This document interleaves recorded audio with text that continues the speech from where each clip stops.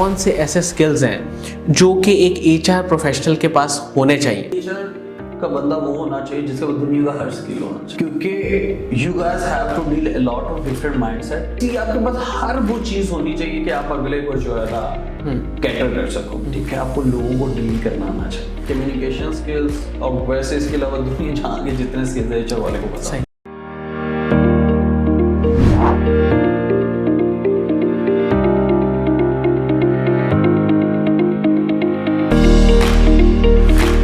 अस्सलाम वालेकुम नाज़रीन, शेयरिंग ऑफ प्रोफेशनल विजडम में एक नई इंटरव्यू के साथ मैं हूं आपका मेज़बान अली रहमान खालिद। नाज़रीन, आज जो मेहमान हमारे साथ मौजूद हैं, इन्होंने यूनिवर्सिटी ऑफ सेंट्रल पंजाब से अपना MBA किया और इनकी ख़ास बात ये है कि ये अपने बैच के टॉपर रहे हैं और इन्होंने डिस्टिंक्शन हासिल की।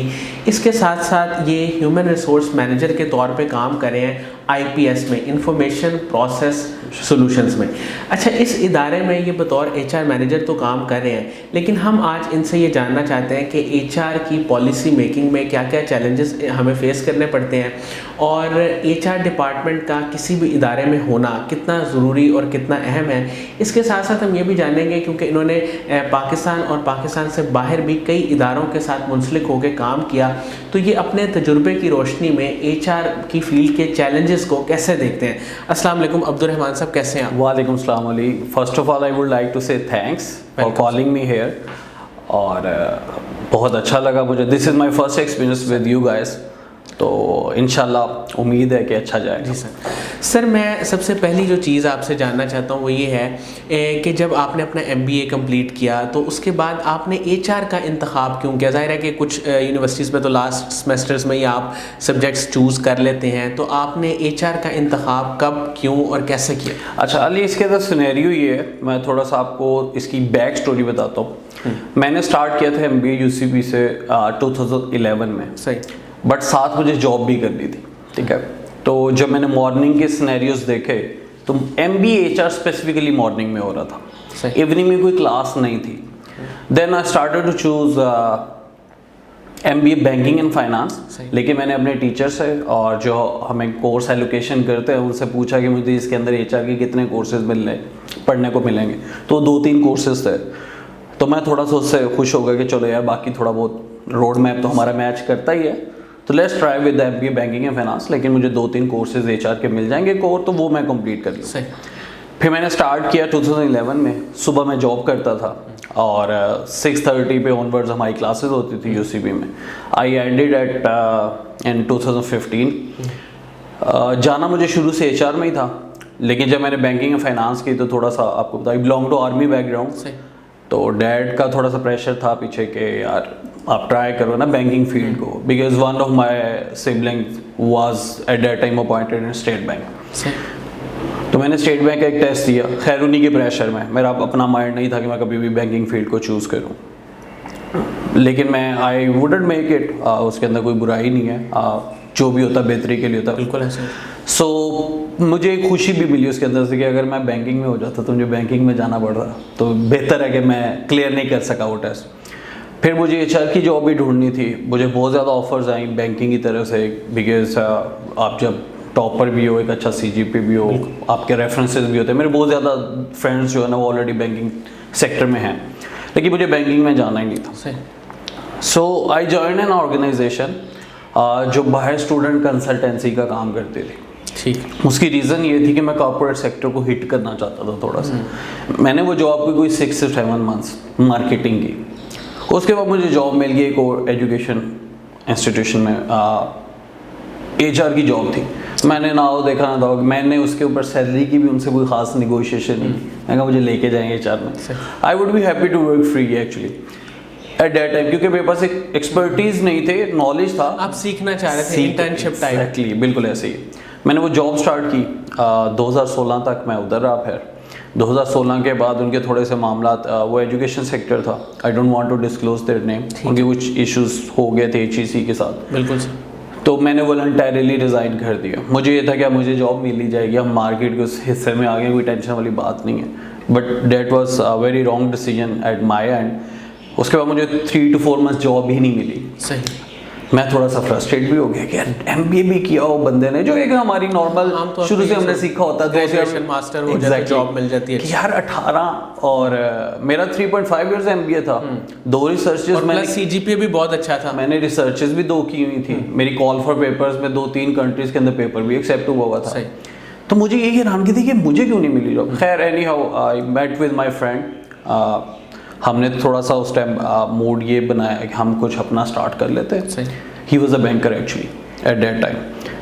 तो वो हमने मिल के एक अपना एक स्टूडियो इंट्रोड्यूस किया, हाँ, जो कि वेडिंग, कॉर्पोरेट और फैशन को ये शूट वगैरह, आपकी कोई videography, photography and all that stuff, right. So we run that show for like 1.5 year. उसके बाद हमें ये लगा कि यार ये काम सीजनल है, सही, अब बड़े भी हो रहे हैं, हाँ, एक सीजन में आ जाते हैं और अब बड़े भी हो रहे हैं, आगे शादियां भी करनी है, फैमिली को भी सपोर्ट करना है, ठीक है। तो ये कैसे पॉसिबल है कि हम 6 महीने पैसे कमाएं और वही 6 महीने फिर हम खा लेते हैं, क्योंकि अगले 6 महीने काम कम हो जाता है। आपको भी पता है शादी सीजन इज आउट, तो आप थोड़ा सा उसके ऊपर आपके प्रॉफिट मार्जिन को हिट लगती है। वो बैंकर था, उसने बैंकिंग ज्वाइन कर ली, उसने मुझे भी यही कहा कि यार तू देख फिर इसका कुछ हम यूँ करें। अभी भी कभी कभार हम उसको चलाते हैं, हमारी टीम है, लेकिन है कि अब हर चीज़ इतनी वेल सेटल्ड है कि हमें उधर प्रॉपर 24 आवर्स नहीं देने पड़ते। बिल्कुल ठीक है। 2017 का स्टार्ट था, 18 का, तो आई गॉट एन अपॉर्चुनिटी। मुझे इसी तरह मेरे ये जो जिनका मैं भी नाम ले रहा था आपसे, असद भाई, ठीक है, तो उनका कोई रेफरेंस, उन्होंने एक अपॉर्चुनिटी की, एचआर की अपॉर्चुनिटी है और यूएस की कंपनी है, तो बॉय से पूछो वो क्योंकि जॉब भी ढूंढ रहा है। सही। मैं 2016 में I was earning 80K per month. अच्छा, सही।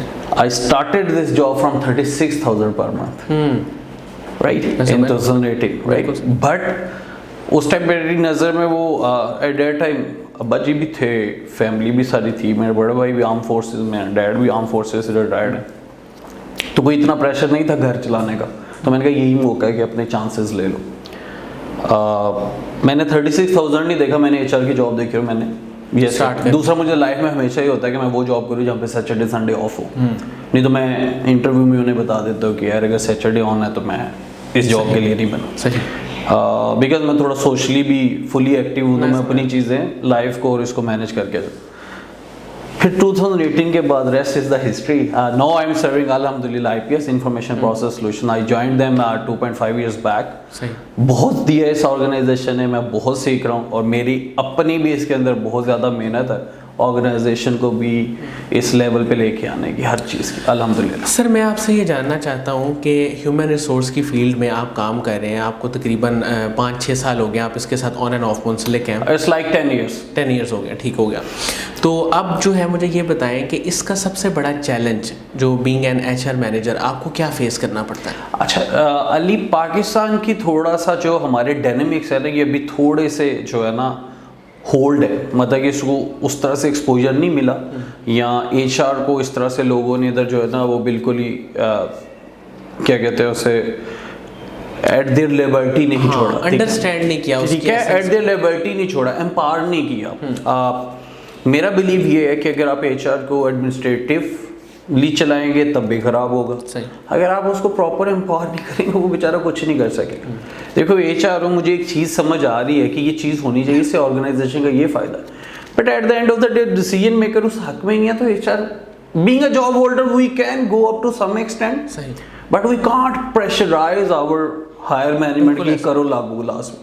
लेकिन यस, अगर आप उसकी ये बात करें कि आप पाकिस्तान में ये देखें कि अभी भी बहुत सारी, क्या 70% मुझे लगता है कि ऑर्गेनाइजेशन जो है ना उसके अंदर एचआर अभी भी उस तरह से एम्पावर नहीं है जैसे होना चाहिए। द रीज़न बिहाइंड इज के जितनी भी आपकी फैक्ट्री वगैरह वाले सिनेरियोज हैं, जितने भी आपके वो लोग हैं जो सॉफ्टवेयर इंडस्ट्री से मुंसलिक नहीं हैं, वो लोग अभी भी ऊपर एक सेठ बैठा है और वही सारी चीज़ें रन कर रहे हैं। लेकिन इसका एक्सपोजर बहुत ज़रूरी है। I must say do invest in your people, and invest your people का मतलब पहले first of all you guys have to invest in your HR department. सारी चीज़ें रेसिप्रोकेटली वे में आपको जो है ना वो मिलती है। सर, आपने कुछ ऐसी कंपनीज के साथ भी काम किया जो बाहर जिनके मेन ऑफिसेस हैं, लेकिन कुछ उसकी चीज़ें यहाँ से ऑपरेट हो रही हैं, तो मुझे ये बताइएगा कि ह्यूमन रिसोर्स की अगर हम बात करें तो वो जो यानी कि बाहर के ममालिक हैं वो इसको कैसे देखते हैं, और हमारे यहाँ तो आपने थोड़ा सा एक्सप्लेन कर ही दिया कि वो उसको एम्पावर नहीं किया जाता जिस तरह करना चाहिए, लेकिन बाहर के ममालिक में इसकी पॉलिसी किस तरह बनाई जाती है और किस तरह इसको एम्पावर किया जाता है? अच्छा, बाहर के ममालिक का ये सिनेरियो है कि बाहर के ममालिक में जितनी भी पोजीशन है, not just limited to human resource, उनके जो एक प्लान है, जो उसके बैक पे एक उनका पूरा एक क्या कहते हैं उसे, एक सेटअप होता है, एक उनका अपना एक रोड मैप होता है, एक पूरा एक उनका सिस्टम होता है, वो बहुत ऑर्गेनाइज होता है। उनको हर चीज़ का पता है, उधर राइट्स क्या हैं किसी के, उनको ये भी पता है किसने क्या करना है। रोल क्लैरिफिकेशन एक टर्म है एचआर की जो बहुत इंपॉर्टेंट होती है कि आपको पता हो कि आपने क्या करना है और आपकी डोमेन क्या है। उधर ये सारी चीज़ें बहुत वेल डिफाइंड होती है। तो भी ऑर्गेनाइजेशन में आप देखें जॉब डिस्क्रिप्शन का ही नहीं आते लोगों को पता होता, ठीक है। 99% कंपनी एडवर्टीजमेंट के अंदर जो लिखती है वो एक्चुअल में नहीं करना पड़ता। सर ये आपने बड़ी अच्छी बात की, और यहाँ पे शायद ये रोल क्लैरिफिकेशन का ही बहुत बड़ा मसला है। तो सर ये एचआर किस तरह रोल्स को क्लैरिफाई करता है और पॉलिसी किस तरह बनाता है? देखिए एचआर की अब एक पूरा एक सेगमेंट है जो इवॉल्व हो रहा है इंडस्ट्री में, ठीक है। उसका पूरी टीम होती है जो those guys are only handling role clarification department. उसके अंदर ये आपकी जेडीज देखी जाती है, आपकी पोजीशन के, इसके जो under the head of that कितनी जो है ना जॉब डिस्क्रिप्शन या रिस्पॉन्सिबिलिटी जो आपने you guys have to perform actually, ठीक है। उसके बाद उसको सेट किया जाता है उस पर्सन के लिहाज से, फिर ही वो वाली जो टर्म जो नॉर्मली वो यूज टू लिसन कि right person the right job वो कन्वर्ट हो सकती है। देखो सिंपल सी बात है, मैं एक ऑफिस बॉय ला के अगर उसको इलेक्ट्रिशियन के भी काम दूंगा ना तो वो ऑफिस में सही रह सकेगा ना वो इलेक्ट्रिशियन वाले काम सही कर सके। यहाँ पे प्रॉब्लम ये है कि जो लिखा आता है बहुत सारी जॉब डिस्क्रिप्शन के अंदर एक्चुअल में वो कुछ भी नहीं हो रहा होता, और समटाइम उसके बिल्कुल जो है ना ऑपोजिट हो रहा होता है, और इस वजह से वो बच्चा भी कंफ्यूज रहता है, वो रिसोर्स भी कंफ्यूज रहता है, और उसको खुद भी नहीं समझ आ रही होती कि मैं क्यों हायर हुआ, मेरे से क्या डिमांड है इस ऑर्गेनाइजेशन की। बिकॉज जब आपके गोल्स और आपके सेट टारगेट क्लियर नहीं हैं तो आप कैसे कन्वर्ट करेंगे अपनी वर्किंग उन रिजल्ट्स में जो ऑर्गेनाइजेशन या स्टेक होल्डर सोच रहे हैं कि आप प्रोवाइड करो। सर ह्यूमन रिसोर्स मैनेजर या ह्यूमन रिसोर्स एग्जीक्यूटिव की जब भी बात होती है तो हमारे जहन में ये आता है कि एक ऐसा बंदा जो लोगों के साथ कम्युनिकेट कर ले क्लियरली, उनको पॉलिसी के बारे में समझा दे। तो ये तो एक दो चीज़ें हैं जो यानी कि कम्युनिकेशन उसकी स्ट्रांग होनी चाहिए, लेकिन इसके अलावा कौन से ऐसे स्किल्स हैं जो कि एक एचआर प्रोफेशनल के पास होने चाहिए? अच्छा, मैं अगर अपनी बात करूँ तो अली एचआर का बंदा वो होना चाहिए जिसके पास दुनिया का हर स्किल होना चाहिए। सही, क्योंकि you guys have to deal a lot of different mindset, a lot of people from the different diversity, इसलिए आपके पास हर वो चीज़ होनी चाहिए कि आप अगले को जो है ना कैटर कर सको। मेरा अपना मानना ही है। अच्छा, इसमें भी अगर कैटेगराइज करें तो टॉप मोस्ट दो तीन चीज़ें। मेरा अपना मानना ये है जो मैंने सीखा है, एक तो कम्युनिकेशन स्किल आजकल हर ऑर्गेनाइजेशन की ज़रूरत है। सेकेंडली पीपल मैनेजमेंट, ठीक है, आपको लोगों को डील करना आना चाहिए, ठीक है। अगर आप लोगों को डील करना सीख जाते हैं, इमोशनल इंटेलिजेंस एक चीज़ होती है, ठीक है, कि you guys have to put yourself in their shoes to understand कि वो क्या फील कर रहा है। फिर इसके बाद ह्यूमन बिहेवियर एक चीज़ होती है, ठीक है। ये सारी चीज़ें इतनी इंपॉर्टेंट है एचआर के बंदे के लिए, बिकॉज यू नेवर नो कि 24 आवर्स के अंदर हर इंसान एक डिफरेंट तरीके से कभी कभार रिएक्ट कर रहा हो। सही, ठीक है। ऐसे आपने उसको रिसीविंग एंड पे एचआर होता है, तो HR should be very compose and काम, सही, अगले बंदे की चीज़ों को अंडरस्टैंड करें। बिकॉज अगर हम भी उसी तरह रिबर्टल्स या रिएक्शन देना शुरू कर देंगे, एक बंदा फॉर एग्जाम्पल गुस्से में आया, उसका कोई जेन्युइन इशू, आपने उसका इशू नहीं सुना, आपने उसको सुना दिया तो वो तो फ्रस्ट्रेटेड हो गया। सही। सो मेरे नज़र में पीपल मैनेजमेंट, कम्युनिकेशन स्किल्स और वैसे इसके अलावा दुनिया जहाँ के जितने स्किल्स एचआर वाले को पता। सही। अच्छा सर, मैं ये समझता हूँ कि जो एचआर की डोमेन है उसका एक काम ये भी है कि वो एक ब्रिज का रोल प्ले करती है बिटवीन द हायर अथॉरिटीज़ और जो आम हमारे वर्कर हैं, एम्प्लॉयज़ हैं। तो सर ये बैलेंस मेंटेन करना, इस हवाले से कभी आपने कोई प्रॉब्लम फेस की या कोई अपना कोई ऐसा वाकया कोई शेयर करना चाहेंगे आप? यार देखो अली, इस लिहाज से ये है कि प्रॉब्लम्स तो जो है it's part of a job, ये लाइफ है, ये कह नहीं सकते कि मैं परफेक्ट एचआर रन कर रहा हूँ या। सर बैलेंस कैसे मेंटेन किया जा सकता है? बैलेंस ये मेंटेन किया था आपको, वही मैं बात करूँ, आपको ना मेंटालिटी का पता होना चाहिए सबसे पहले हायर मैनेजमेंट की। अच्छा, ठीक है, सही। सबसे पहले हायर मैनेजमेंट की। देखो आपको उनके साथ थोड़ा सा टाइम इन्वेस्ट करना पड़ता है, आपको समझना पड़ता है, फिर आपको ये भी पता होना चाहिए कि उनके पीक आवर्स क्या हैं और उनके लो आवर्स क्या हैं। सही, ठीक है। सही। फॉर एग्जांपल आपने कोई ऐसा अप्रूवल लेना है जिसके ऊपर आपको 90% शक पड़ रहा है कि यार आगे से ना ही होनी है, तो आप फिर आप चेक करो कि वो किस मूड में बैठे हैं, उनका आज बाकी का सिनेरियो कैसा चल रहा है। सही। ठीक है। तो ये बहुत टेक्निकल चीज है जो लोग मिस कर देते हैं। दूसरी बात ये है कि always start from your achievements. मैं फॉर एग्जांपल आज अली सुनना चाह रहा है कि अली यार तुझे पता है तेरे अकाउंट के अंदर 20,000 रुपए आ गए, मुझे पता अली उसके बाद अली का पूरा दिन मूड अच्छा रहना है। सही। तो why shouldn't I start from that 20,000? मैं जाऊंगा अली के पास, मैं अली को यही कहूंगा कि यार आपको पता है वो जो हम स्ट्रगल कर रहे थे लेकिन इवेंचुअली आपके पैसे रिकवर हो गया तो आपको 20,000 मिल गए। सही। मैंने आपका मूड और माइंड चेंज कर दिया। You are open to the conversation. सही। आप रेडी हो गए हो सुनने इन्हीं के लिए। स्टार्ट आप अपनी अचीवमेंट से करें जब भी आपने खास तौर पे अचीवमेंट से देखो एक चीज तो नहीं चल रही ना ऑर्गेनाइजेशन। बिल्कुल ऐसे ही बहुत सारी ऐसी चीजें भी उन्होंने टास्क दी होंगे जिसके ऊपर वो काफी देर से स्ट्रगल कर रहे हैं, वो आपसे पूछ भी रहे हैं, तो आप उन्हें बताओ कि हाँ मैं इधर पहुंच गया हूँ, ये कामयाबियां हो गई, ये उसका फायदा हुआ है। उसके बाद उस बीच में एक अपनी बात भी जो है ना आप छोड़ दो, सैंडविच करके। Exactly same goes for the people. आपको लोगों के क्या उसका नाम लेते हैं सेंटिमेंट समझने की जरूरत है। You should be very empathetic to them. बिल्कुल ऐसे अंडरस्टैंड करो उनको। और समझो कुछ चीज देखो इसके अंदर ये भी नहीं है कि आप दुनिया का हर काम ही करवा सकते हो। सही। कुछ चीजें आपकी जुरिस्डिक्शन है, कुछ नहीं है। बिल्कुल ऐसे ही है। There are some set rules. और कुछ लोग भी जो हैं ऐसे हैं जो आप एक हद तक ही समझ सकते हो, उसके आगे फिर there are some set rules for everything. ठीक है। अब ये भी नहीं होता कि वो आप बड़ी वो क्या कहते हैं ना किडिश एटीट्यूड के being a head of department अगर मैं अपने सीईओ के बाद एक ही चीज 4 दफा लेके चला। सही। So you need to understand the things कि आपने कौन से काम कैसे करना है। दैट्स व्हाई आप फिर इस लेवल पे पहुंचते हो कि आप कोई डिपार्टमेंट जो है ना उस पर ठीक हो गया। अच्छा सर, आपकी लाइफ में आपकी इंस्पिरेशन कौन है और फैमिली सपोर्ट सारी आपके सफ़र में कितनी रही? यह फैमिली सपोर्ट हमेशा से रही है। मैं अपनी फैमिली का बड़ा ही कोई लाडला सा बच्चा हूँ शुरू से। मतलब कि बिफोर माय डैड्स डेथ मैंने कभी घर में शायद पैसे भी नहीं थे दिए, मैं अपनी मर्जी से देता था। मतलब मेरे ऊपर कोई रिस्ट्रिक्शन नहीं थी कि तूने घर चलाने के लिए इतने पैसे दे। तो यशी की है सारी जिंदगी। ही हैड अ ड्रीम के मैं जो है ना जीडी पायलट बनूं, लेकिन तब भी हम नहीं सुधरे। We were involve in different casual activities, नहीं बन सके। तो फिर एक टाइम ये भी आया था ली के मेरी पढ़ाई छूट गई थी कुछ 6 महीने के लिए, बिकॉज मैंने कह दिया था कि मैंने नहीं पढ़ना आगे।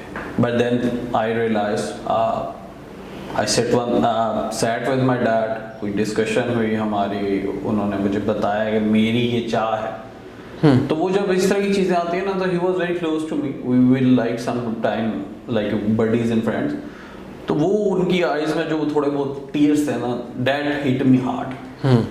फिर आई डिसाइडेड कि नहीं यार इस बंदे को हर वो चीज़ देनी है जो ये कहेगा। Then I did my bachelors में भी मैं अपने कॉलेज में टॉपर था। Then I did my MBA माशाल्लाह, I finished it with distinction as well. फिर ये वो सारी चीज़ें, उसके बाद फिर मैं उनके लिए स्पेशली 2 दफ़ा SSB देने गया हूँ। अच्छा। बट अनफॉर्चुनेटली और फॉर्चुनेटली कुडंट मेक इट। लेकिन ये है कि ये उनकी सपोर्ट के बगैर इवन कि यार पेरेंट्स बहुत इंपॉर्टेंट चीज़ है। I lost both in 2 years। तो मैं तो कभी भी नहीं, उनकी सपोर्ट होती ही होती है। ठीक है। एक सिंपल सी मैं छोटी सी चीज़ कोट करूंगा, हज़रत मूसा को कह दिया गया था कि अब तेरी माँ नहीं है तो ज़रा ध्यान से। बिल्कुल ऐसे। तो मैं और आप क्या चीज़ सर, वालिदैन तो वैसे बच्चों के लिए बहुत कुछ करते हैं। Professionally if you talk about, मैंने आपको पहले भी बताया मेरे एक बड़े ही बहुत ही क्लोज भाई हैं, मैं उनको भाई समझता हूँ। ठीक है। बड़ी देर से वो मेरे साथ हैं, 2013 से। उनका नाम है असद रजा। तो professionally he supported me a lot. सही। whenever I failed, whenever I faced any difficulty, he was there for me। सही। और in future भी अल्लाह खैर करे तो ये साथ। सर, कासिम अली शाह साहब के काम को, उनके लेक्चर्स को, उनकी फाउंडेशन को आप कैसे देखते हैं?